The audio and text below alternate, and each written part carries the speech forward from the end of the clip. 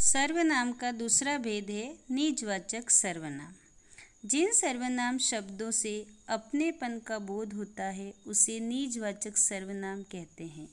जैसे मैं खुद अपना कार्य करूँगा, तुम स्वयं लखनऊ जाओ। इन दोनों वाक्यों में खुद और स्वयं शब्द अपनेपन का बोध कराते हैं। सर्वनाम का तीसरा भेद है निश्चयवाचक सर्वनाम। जिन सर्वनाम शब्दों के द्वारा किसी व्यक्तिवाचक संज्ञा का निश्चयपूर्वक बोध होता है उसे निश्चयवाचक सर्वनाम कहते हैं। जैसे यह मेरा घर है, यह निश्चित है कि यह घर मेरा ही है। यह शील्ड और पदक दोनों मेरे हैं। सर्वनाम का चौथा भेद है अनिश्चयवाचक सर्वनाम।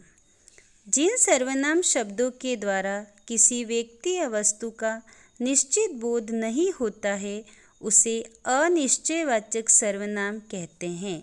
जैसे दाल में कुछ काला है, मुझे कोई पुस्तक प्राप्त नहीं हुई। तो हमें यहाँ निश्चित पुस्तक के बारे में जानकारी प्राप्त नहीं है। सर्वनाम का पांचवा भेद है संबंधवाचक सर्वनाम।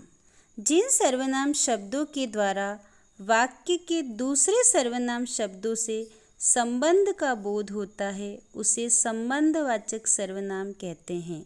जैसे जिसकी लाठी उसकी भैंस, जैसा देश वैसा भेष, अर्थात जिसकी और उसकी और जैसा वैसा एक दूसरे के साथ संबंध का बोध करा रहे हैं।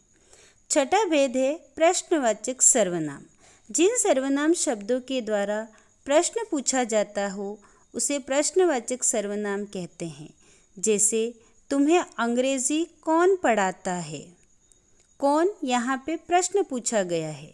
कुतुब मीनार कहाँ है, तो यहाँ पे कहाँ है प्रश्नवाचक का बोध किया जा रहा है।